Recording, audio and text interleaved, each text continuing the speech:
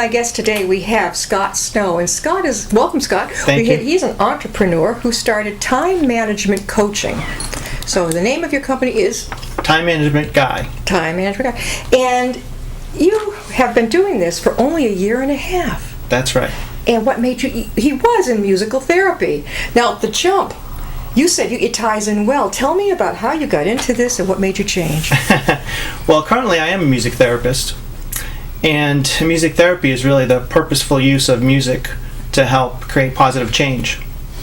So depending on what population you'd be working with would determine what you would be doing.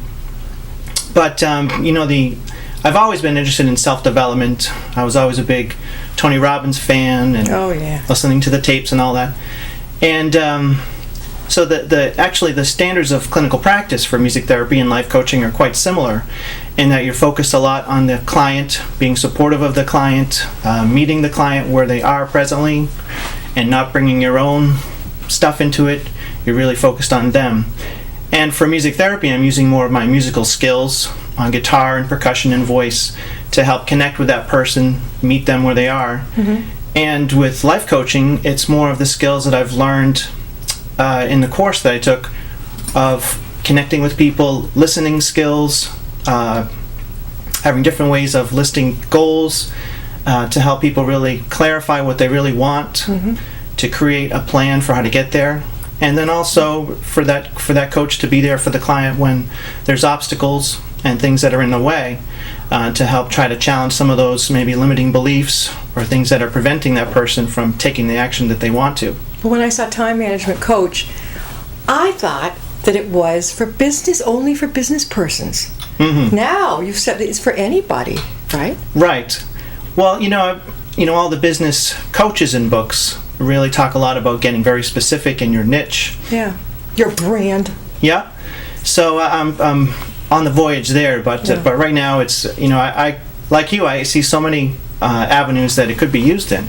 Definitely. I see that it could be used in a correctional setting, life purpose, teens at risk, teenagers. Mm-hmm. Young adults at risk? Sure, yeah. People that are going to spend a lot of money going to a college and don't really know about themselves. Right. A lot of people, well, myself included, I wasn't ready for college. I was so homesick, I was physically ill. Right. I was so far away. I mean, and I did what the other girls did. Okay, you apply. You got accepted. Great. Everyone's going, aren't you wonderful? And then you get there, you didn't know a soul.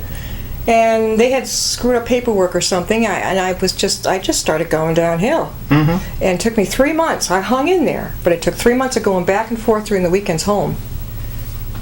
And then I hung in there, but I'm telling you, it's not for everybody. Right. I always suggest know somebody when you go. Mm-hmm. Unless you're a real toughie. Yeah, really. So what did you major in college, Scott? Music education and jazz performance. Where'd you go? UMass Amherst. Do you still play? What's your favorite instrument to play now? Well, my main instrument is the drums and percussion. I love the drums. Okay. I have my own set.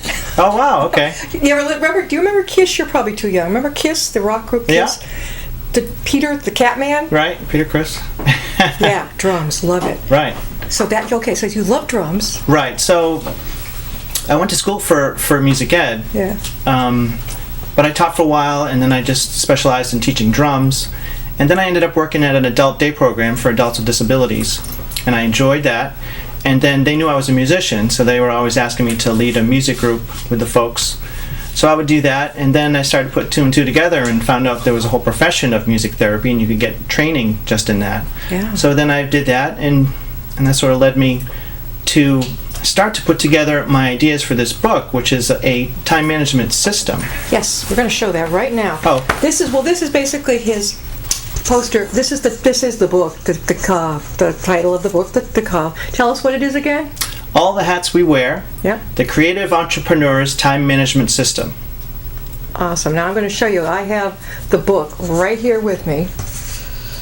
And boy, did I peruse this, especially last night. I said, I got to go through that again.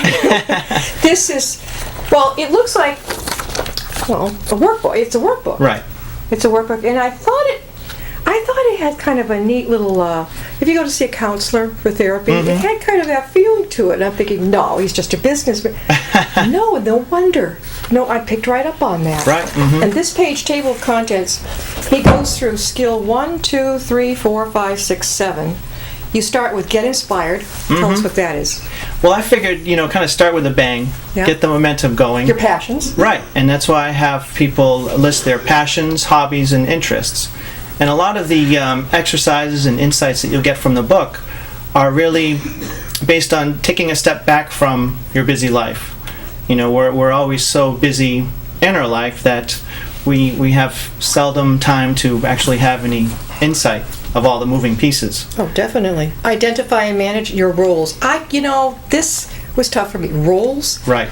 I don't know how to... Am I unusual? I can't figure out which role. Right. Well, I start to think of a role being just an area in your life that you need to spend time in on a regular basis. I mean, I guess I'm still a mother, but I mean, I raised a child, married. I've done different things. Does it include what you've done for work as a role? Sure. Yeah. Everything, all the different hats that you wear, would be included in that.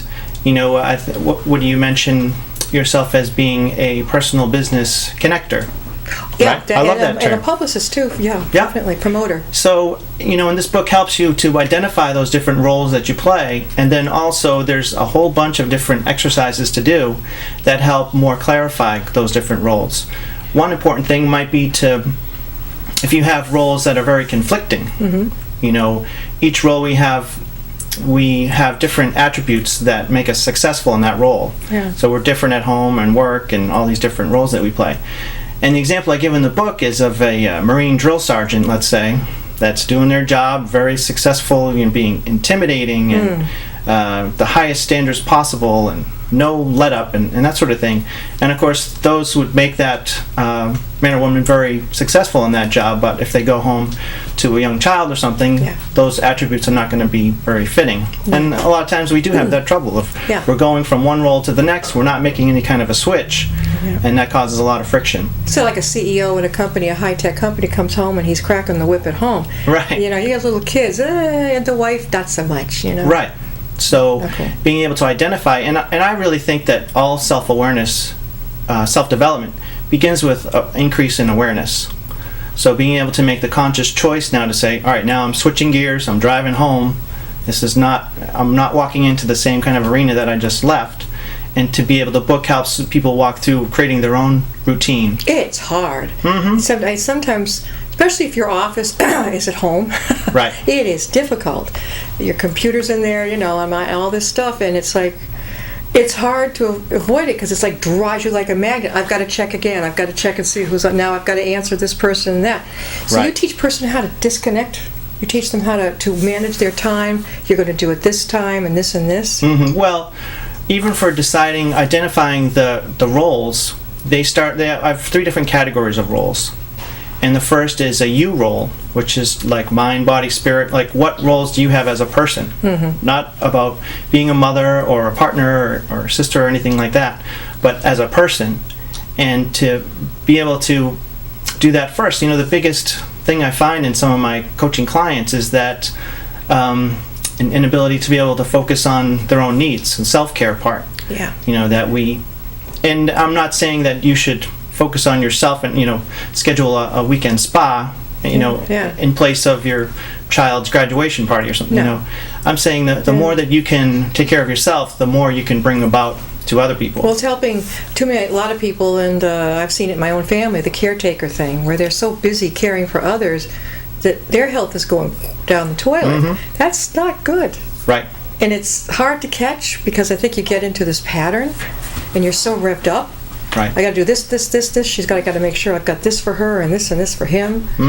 I saw my father take care of my mother, and my God, in the kitchen, he had a whole, like a doctor or a nurse, he had everything timed, all her medicine, he'd had everything written out like a script. And he burned out. Yeah, that's another reason why people are turning to coaches, having a personal coach. Exactly. Because in that whatever hour a week or half hour a week that coach is going to be completely dedicated to you, you can shut everything else off and start to think about some of the big questions in your life. Scott, how can people get a hold of you? Oh, through my website, timemanagementguy.com, or you can email me at scott@timemanagementguy.com. And I'm actually running a discounted special now for new clients for coaching, and that would be a half hour a week on the phone coaching for $50. And that would be a great time for you to be able to just focus on the big questions that you have, to be able to clarify some exciting goals that you would have for your life, and then to help put in that process to achieve those. And I can help with that. Sounds like a plan for an awful lot of people. And Right. So now you have on skill 3, this is create a mission statement. Right. Not always easy. Yes. Well, once you create those different roles that you have, Yeah. that stuff, see, it is sort of progressive in that sense. You have to get and this will also change over time. You're going to be constantly revising, and every year you're going to take on different new roles, especially as an entrepreneur or someone even that runs a busy family.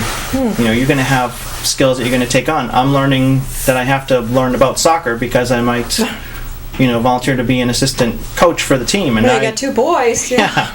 I know Yeah. nothing about soccer, so. Neither do I. Right. And my son still didn't care about it. Yeah. I took him, but Yeah. some kids just don't like it. I think I like a lot of them do. Right. But Scott has twin little boys who today was their first day of preschool. Oh, yeah. Did you take them, or did they go in a little van or bus, or how'd they go? No, I brought them. You brought them. And They they did walked pretty right well. in. They didn't, Yeah. no problem. No, they were pretty good. That's Yeah. good. That's good. How about mommy? Was she upset to see them go, or sad? I think so, yeah. It's tough for some mothers. Mm-hmm. But other mothers, was like myself, I thought, was an only child. And I thought, you know what? It's good for him. He needs to get out there, see other faces besides mine, and it's Right. good for me to have me time. Right. So for those 3 hours he's gone, I could get something, an appointment, or do something. Right. Mission statement, goals. They say that all the time. It's not as easy as it sounds. Right. Well, in my system, in this whole system I've been working on perfecting for the last 2 or 3 years. And it's, I've taken a couple ideas from different time management systems, and then I started to realize almost all of my time management system, all the forms that I use for my planner are all what I put together that works best for me. And I really kind of base them on my own creativity. I'm in college, I think it started because I was big into composition, Yeah. music, and improvisation, and also writing short stories.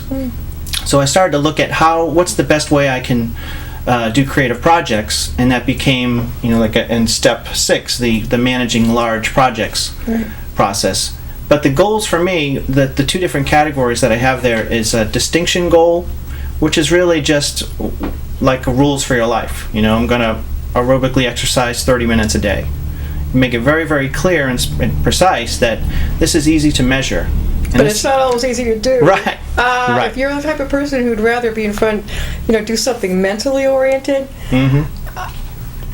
it's hard just to go out for a walk. It sounds awful. And I know I'm not alone. All right. And then the other goal type is the deadline goal, which that's the typical, by whatever date Yeah. I'll have that achieved. And then also in the book it shows examples of how you could combine having a deadline goal. I think I did an example of, let's say for one of your hobbies that Yeah. it's chess, and Yeah. for whatever, by whatever date I want to have a U.S. Chess Federation rating of whatever it is, and then what can you do daily to do that? Yeah. And even it can be something small. It could be 2 to 3 minutes of doing the day's chess puzzle in the newspaper. Maybe once a week you play a couple games online, and you take 1 20-minute online lesson. Maybe Yeah. once a month you go and watch a tournament. Maybe quarterly you can participate in a tournament or something like that. How about somebody who's on the impulsive side, who just says, "Oh, well, this here's a fair. Like I'm going to go to this one." Right. And that kind of counts too, doesn't it? A little Yeah, bit? sure. I mean, you once you have that intention, and one of my favorite writers for that sort of thing is Brian Tracy, the big self-development guy, and he talks a lot about the value of having a goal written down.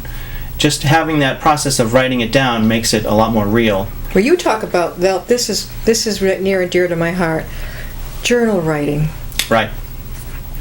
Well, I think this might be the only time management system out there that involves journal writing as an important element. For me, journal writing is that glue that connects everything. It's being able to keep that creative flow going because you're focusing on specific things that happen during the day, and you're expounding upon them in your journal, and you're always going into the day with that sort of positive expectation of looking for something interesting to happen. Right. Yeah, journal writing, it's almost like a diary. Sure. I like it. I mean, I've written journals for a long time. You don't always do it every day, maybe, but I've seen people do them all over those. Sometimes if they're sitting in waiting places, and if a client is with you, do you ask them, have you been writing in your journal? Do you ask them that? Yes. What if they say no? Right. Well, I might suggest, that they might try. Yeah. Some people don't do it, but What if they say, I don't know what to do? I don't know what to write. I have no problem. Maybe they would. You know what? And now you remind me of what the core of this journal writing piece in this time management system is, that it really gets the person to start thinking creatively. And what I mean with being a jazz improviser, you're constantly walking that fine line between the technique and the theory of what you're playing, and then how it feels and your aesthetic expression. So, and you can do the same thing with journal writing, and you don't have to learn how to play an instrument and scales and all that sort of thing. You're taking a thought or something that happened during the day, and then you have your natural writing skill, how you put together sentences and paragraphs, and you can work on that too. Yeah. And you're also going on how that feels and what it makes you feel like. So it's a perfect example. It's a perfect activity for practicing that creativity, because you're walking that line between the two, the technique and the aesthetic. And a lot of people think that you learn the technique so you can forget it. Who do you think, well, in your travels in this new business, who comes to you the most? Business people, or just I don't know. Who comes the most to you? The people that I've coached most would be more corporate-oriented people. They actually put their pride in their pocket and say, "Look, I need some time management here." Right. Well, Really? I think it's the same for everybody. Everybody has those big questions that they want to pursue. Am I doing the right thing? What does it mean for me? Is everything aligned? That is a priority. What's missing? So somebody can meet with you for a consultation on the phone or in person, which is I usually do on the phone. on the phone. Yeah. I think you said half hour, $50. Yeah. That's very fair. Yeah. And you can go over. It's amazing what you can go over in half an hour on the phone. Right. It really, really is. Well, a lot of people like to follow along with the book as well. Yeah. Now let me show you the book. This is, again, it's a workbook, and it's got like all places you fill out. So like if you were in school, Yeah. right? And I remember I filled out some of it, the interests, your passions, and all this and that. But you know where I got messed up? It said, personal roles. I'm putting down things. I was confused. I wasn't sure. I wrote down a whole bunch of things, and I had to think about it. Is this a professional, personal? They kind of mesh. Yeah. Well, and you're right, there is a point where it starts to get very similar. Yeah. For me, it's that writing role that, I like to write for journal writing, but also for my blog, so that becomes business writing, so it does sort of bridge between them. But I think of the personal roles as being just like what you would typically think of as the roles, the relationships, a mom, a daughter, whatever it is. And then also it might be philanthropic, or I'm the coach of my child's team, or things like that. I'm a hobbyist. Maybe financial wellness is one role. That basically whatever area that you really have found that you need to put time and focus on to be fulfilled overall. And then the professional obviously would be your job, your occupation, but also as being an entrepreneur, what new role do you have to take on? If you're starting a new business, then you're going to have to maybe look at the accounting, or you might have to learn a little bit more of web design or blog writing or networking, business know-how, those sort of things. I love this example of completed roles. David, 54, business owner. You, spirituality, personal husband, professional writer, and then it goes from there. But it actually gets you to organize your mind. Your book kind of forced me to think like, I hadn't thought about it that way. My role.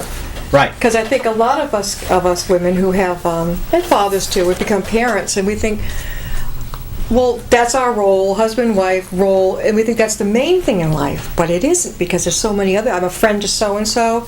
I work with so-and-so. I'm a volunteer. So those are different roles I'm playing. Different, as you has on his different hats. Right. And this hat, I was kidding Scott when he came, and I said, looks like my father was a hat's dad. Yeah, what right. do you think, Stetson hat? I guess. I don't know, but I remember these. Grandpa, especially my dad, had one of these kind. You know. Right. I don't see them so much anymore. So what made you think of that one for the cover? I've got a friend who does some graphic design, and he sort of came up with that. He did that. So Well, it's from Pixel. What is the website? Fallingpixel.com. That's where we got the hat logo, but All right. we got permission to make it into a cover. So Do you have any more of these coming along? any more? Books? Well, no, really. I'm focused on that one. Yeah. And actually, this book is available on my website, timemanagementguide.com, for free. It's a PDF that you can just download, and I want it to be available to everybody to look through. And I found the biggest challenge with this book is that it really does take some hard work and a lot of deep thinking to go through some of these exercises, and that's, it's going to take. It might take a coach to help you get through some of those times and be able to dedicate that deep thinking time to focus on these things, but it will be worth it. So it's Time Management Guy, GUI? Right. .com. Right. Time Management Guide. It's pretty easy to remember, timemanagementguy.com. And actually, the final chapter is all of the forms that you would need to follow the system, and you don't have to follow the system precisely. It could be a guide that you maybe use a couple of the ideas and implement. When you were thinking of creating this great service that you provide, did you have an inkling all along you might want to do this, or did it just kind of hit you one day like, I've got to do this, I've got to do it? I think the big deciding point for me was there's a book called Time of Your Life by Tony Robbins. Oh, wow, okay, yeah. And it's a time management system, and it's a audio cassette. It's a 14 CD set or something like that, but he's the first person that I really found that talked a lot about roles and life roles, and he does it in a different way, but I really love the way that he focused on that, and it became a real passion for me of people's roles, and thinking that you know someone and then find out they're so passionate about whatever, the Three Stooges or gardening or fishing. Yeah. I have a friend who's a car mechanic. He's professional. He's been there like for 40 years. What was he like? South Park, yeah, right. the Three Stooges. Yeah. Weird stuff. It becomes our identity, all these different hats that we wear. And even if you read in obituaries, this person was a dad, a grandfather, a baseball coach, a scientist, and I think we take pride in being able to say that we're all these different things. Even you see on Twitter profiles and Facebook, I'm a blank, I'm a this and that. So I think that's definitely the underlying theme for this book, is to identify those roles and then to manage them. And the book goes through first identifying the roles and then doing a mission statement for each one, where you would connect emotionally with that role. And I even have those taped in my car of me reading through, and I can connect in 5 minutes. I can connect with all those important roles. You know what I as can I'm think driving. too would be good is people with mental health issues. Mm-hmm. Maybe people new in recovery. Yep. Especially from addiction. This sort of, they teach people to keep the focus, keep yourself focused. Mm-hmm. It's almost like a form of meditation, what you're doing. Mind meditation. Well, thank you. Bringing people in to focus on themselves, what their goals are, what their roles are, not to rhyme here, but it strikes me as something that it helps not just people in business, but people who are maybe recovering from, as I say, they're in cancer remission or something like that. Mm-hmm. Time management, busy mothers. Right. Well, an inspiration of this book was, it's called the Wellness Recovery Action Plan. And that's a workbook similar, a lot of write-in things. And that I first saw when I was in my internship for music therapy at Westboro State Psychiatric Hospital. Oh, is it still up and running, or is that completely No. I know they've got the brand new Worcester one now. Right, yeah, I think a lot of the folks... Do you go over there at all to help out? No. Boy, I bet they would love to have you. Right. But that's sort of the a model that I use, and that's like a workbook. And I wanted it to be, I didn't want it just to be me blabbing. Some of the books I pick up, that's 300 pages, and I don't have the time to do all that. But something that people can dig right in and fill in their own responses is what I really wanted. And that's what they did there. And that was more to help people like with addiction or with mental illness to be able to have a plan. You know, if I get a trigger, then I can do this or that and that, Exactly. and talk about those resources. Did you work right with them, Scott? Yep, doing music therapy groups. In fact, my case study was on improvisational drumming group with people with schizophrenia. Oh my gosh. So there we were using the Yeah. drumming group Yeah. as that structure to help people, you know, work on whatever specific goals they had at and the they can hospital. get out there, you know, you can get out your feelings. I like drumming. I mean, I took a few lessons, okay, Mm-hmm. but as an adult. Right. But Well, I it was a can lot stick on with it. being, you know, reality centered, trying to focus on we're doing one activity together, Yeah. we're here and now, and you know, maybe someone would start the groove, Yeah. and people would just listen and follow that leader, and then when the leader stopped, everybody would stop, and then that leader got to title the piece, that improvisation. And you thought of this on your own? This was No, your that goal? was the template that Kevin Kravanik, my supervisor, had in place there with the improvisational We're drumming visiting group. with Scott Fry, and Scott has a wonderful, his own business. He's an entrepreneur, time management coach, and anybody is welcome. It's Scott Snow. I think you said Scott right, Fry. Scott Snow. Yeah, Yeah. you know what, Fry? The gal right before you, Oh, her last name was Fry, so I had it right here next to your Scott. No, but Scott is from Charlton, and which is not that far from this area. Mm-hmm. How far will you go to meet with a client? well, like I say, usually it's over the phone. Yeah, So really, that takes care of that. I mean, it could be anywhere. yeah. But So you're all set on that. Doesn't bother you at all. well, what I'm trying to do is do more online. You know, create some teleclasses, or maybe even take this book and make an e-course out of it. That's something I'd like That's to do. Do you give presentations at companies or at? Mm-hmm. You do. Yep. Libraries would be a great place. Yep. I've done some of those. Okay. Yep. Do you find it tough to get yourself programmed to get out there and scheduled? Well, I've done a couple library ones, and it's just tricky to get people to come, you know, depending on what part of the season and that sort of thing.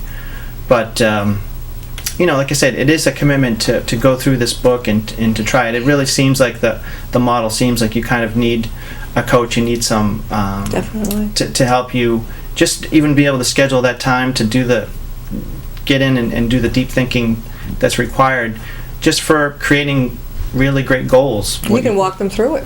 Right, what do you really want to get? You know, like, and How long do they stay with you usually? Is it up to them or you or? it's up to them. Okay. You know, some people need a check-in and they get what they want, and some people, you know, usually with the life coaching course that I took, they recommended having people make a 3-month commitment. But I found that, you know, I really think I can even work with someone for a half hour and get them to be at least a little bit more organized and untangled and clear thinking. Scott Snow.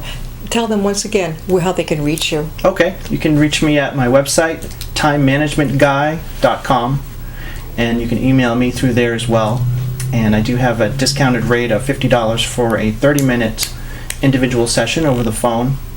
And the book, All the Hats We Wear, the Creative Entrepreneur's Time Management System, is available for free on that website. So download the book, check it out. You can also email me to be on the email list, and you can hear about the upcoming products that will be coming out. And also, I'll probably get this book on Kindle and Amazon within the next couple of weeks as well. So So you're gonna cave. You're gonna put it on that doggone thing you hold and go like this. You couldn't hire me. I'd much rather have. But we talk about this all the time. I'd much rather. Right. I just can't get into that. I think, of course, the kids are being raised on it. right? But I think a lot of people. I don't think books are going to go out of style too soon. Do you listen to books on tape? Oh no! I want to read them. Okay, I you're a want to be able reader. to underline, like with yours. I want to be able to underline. I mean, Yeah. I get so many books from authors, and I've got to be able to zero in on them. Thank you, Scott Stowe, for coming. Well, thanks for having me. This is You're great welcome. that you do this as well. See you next time. I'll be my guest.